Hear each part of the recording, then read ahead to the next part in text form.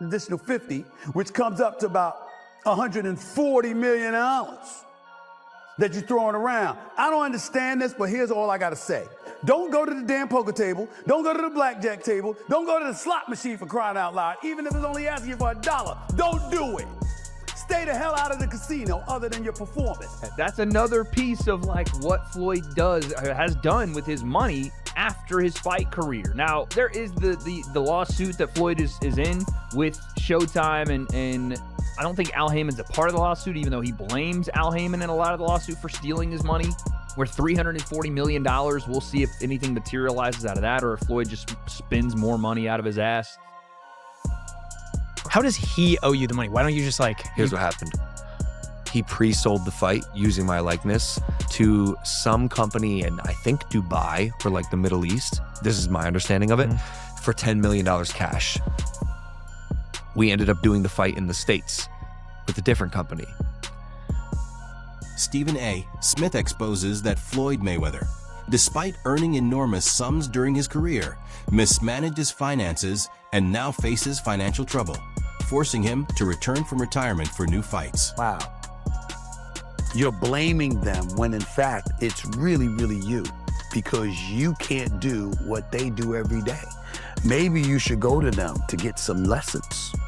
It's a spending issue, not an income. Yes. Logan Paul claims that Floyd Mayweather pre-sold their exhibition fight to a Dubai company for $10 million and still owes him his agreed share.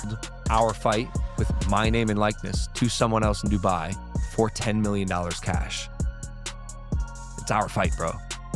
Our deal was 15%. He fucking smoked me. So I got 15% of it. 15% of $10 million is $1.5 million. That company that paid him that money is suing him. I actually don't know the status on that lawsuit. I should check in because he still owes me money, but he has a bunch of legal trouble at the moment. That I don't think I'm ever getting the money. He just sold his house in Vegas. Did he really? Yeah. I think he's He got facing it. rinsed on that house. He started at $14 million. He custom built the house, by the way, in like 2006. Yeah. Started at 14, reduced to 12, Yeah. 10, 8 came on the market, and it was a lot of house for 8. Yeah. So for 6.6. Oh, he really got Just the rinsed. cost to build that house was 9 or 10. Whoa, he got rinsed. Yeah. Goddamn. It was huge. Goddamn. Who would win in a fight, you or 100 grams? Probably 100 100 to me grams. is a lot. 100 grams. It's a lot of people. Wade Plemons stated on X that Floyd owes many people money he doesn't have and revealed that several of his commercial properties were foreclosed, according to Business Insider. Joe Rogan added that despite earning more than any fighter ever, Mayweather went bankrupt due to excessive spending, showing that wealth doesn't last without proper management. He's made in his career, which he's probably made as much, if not more money than any boxer ever. Like, there's all these lawsuits. Like, he hasn't been paying things, and he owes money on this and owes money on that. And it's like, and then he's got to come out of retirement. Yeah, that's tough. Yeah. That's tough. I think it's just the lifestyle that Floyd lived. Yes. I think he can't fathom to just live a modest lifestyle. It's like he gotta be lavish.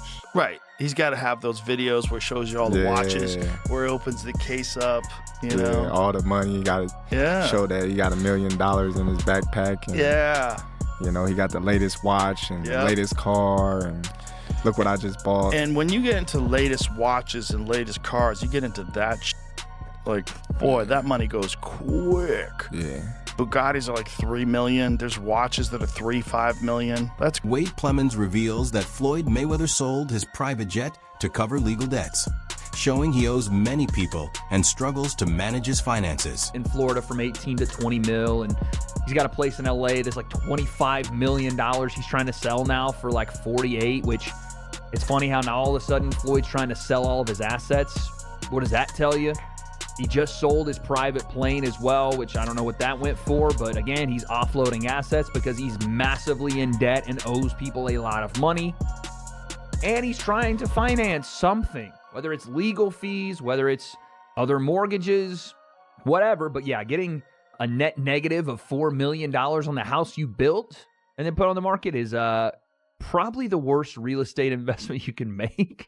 Outside of maybe a strip club that no one goes to DJ Vlad reports that a top jeweler confirmed Floyd Mayweather is broke, attributing his financial troubles to an extravagant lifestyle and excessive spending. Everyone else gets their stuff from. And he told me, and I'm not going to say who it is, but he's like, Mayweather's broke. I said, no. He's like, no, really, Mayweather's broke. Now, I don't know if it's true. Right. This is what this guy told me. I'm like, how could he be broke? He's like, yo, he spends like crazy. Yeah. Spends like crazy. I mean, it only could go for so long. I mean, and you're not fighting. Yeah. Because I don't see Mayweather even doing any goofy shit like that. But you would think that your investments would continue to grow. Right. As long as you keep your spending under wraps. Like right now, like I could retire right now. This could be my last interview ever. Right. And with my investments, I invested into a lot of great companies like Google and Amazon and Tesla over the years, and those companies have all grown and continue to grow, right? And I could actually borrow money against my stock portfolio without even... Sean Porter says it's not a bad idea for Floyd Mayweather to take the fight, believing he can handle it and may gain from the opportunity. Want to do what we've seen Mike Tyson do against Jake Paul is you don't want to get in that ring and you haven't driven that car in so long that the engine runs hot, So both these guys, I think they're, if more than anything, they're trying to show us how serious they are about doing it again against one another, so... Sean, how shocked were you when you found out that Floyd was coming back? Last time he fights is in 2017 against Conor McGregor. The guy has not fought, I said more than a decade, almost a decade, I should have said, in almost a decade. Even when you're Floyd Mayweather, that's got to be a hard thing to do, and especially when you're 49 years old. So there's some really good pros about it. He's done some exhibitions. He's shown that he still has the abilities that he's had.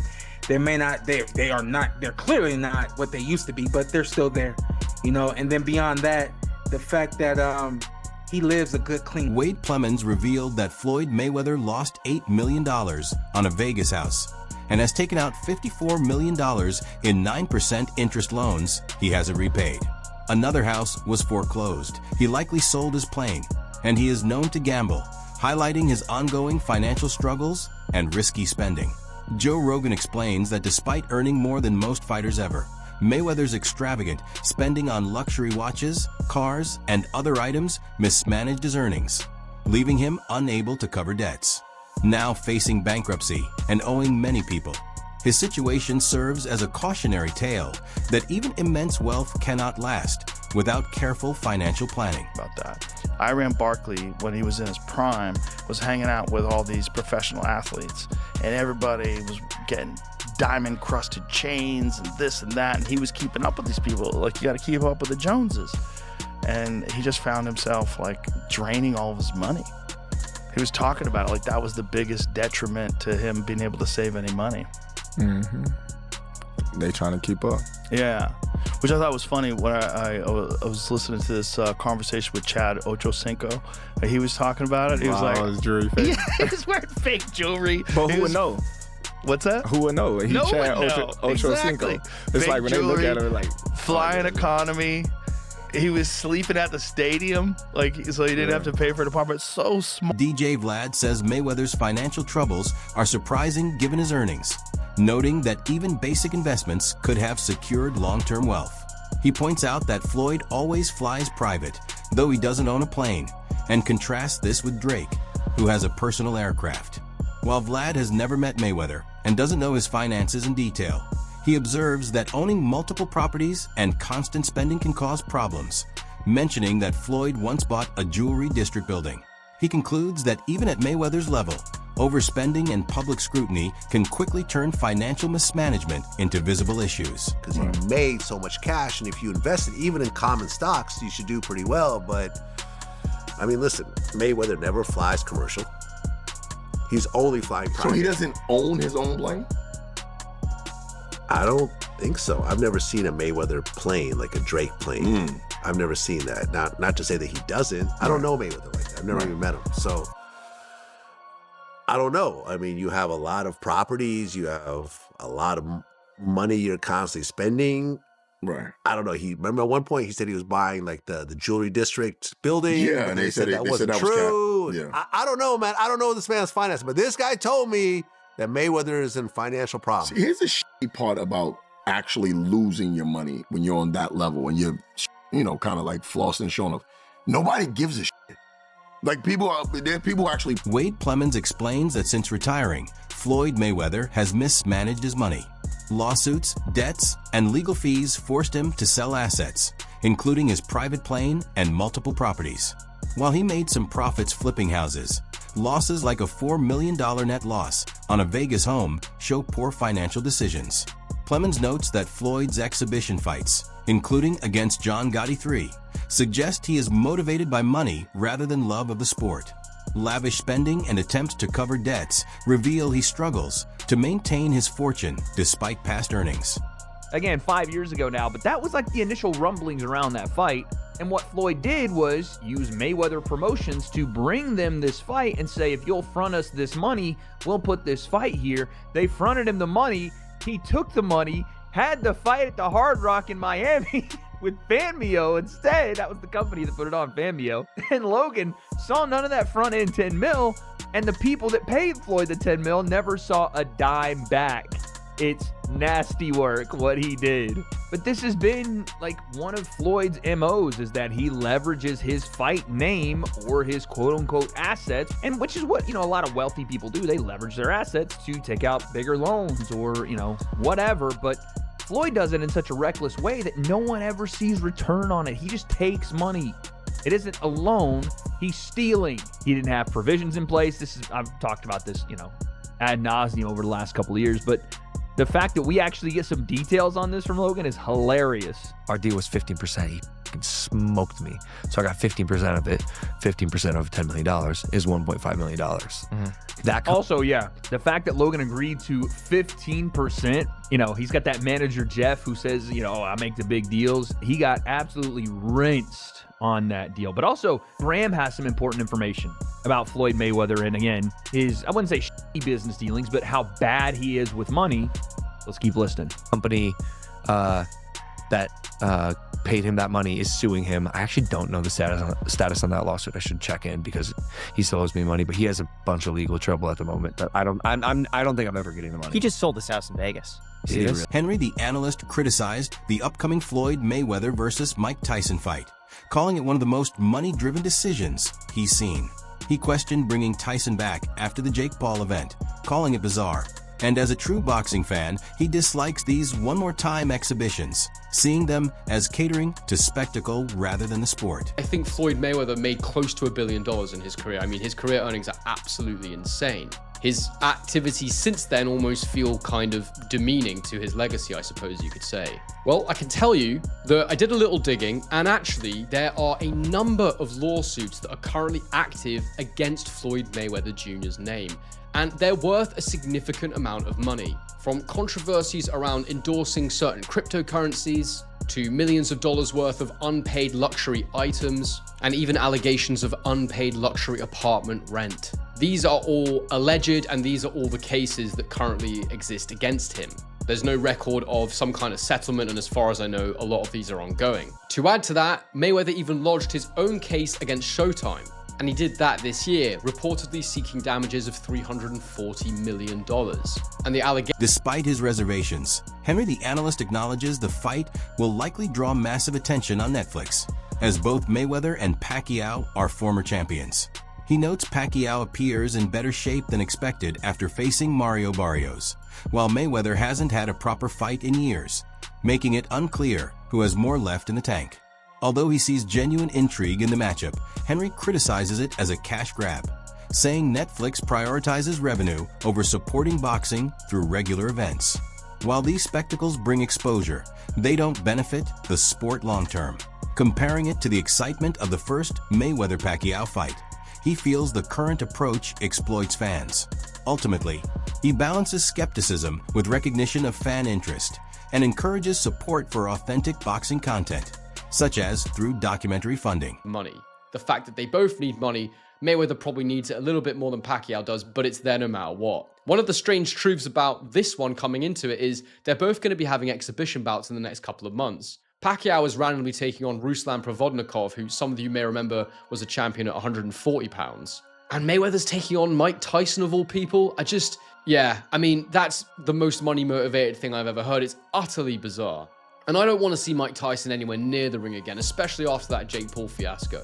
This whole thing's incredibly weird. I don't like it. I'm a proper boxing fan, and these fights to me, this OAP stuff they've got going on when they bring back these old fighters for one more go at each other, it's just not something that I particularly enjoy. Now look, it's going to be on Netflix. It's probably going to be a match. Some analysts believe the upcoming 3-fight deal could be highly beneficial for Floyd Mayweather. Beyond just the bouts themselves, each opponent, including Mike Tyson, has massive drawing power, ensuring huge attention. Tyson alone attracts millions of fans worldwide, generating buzz far beyond typical boxing audiences.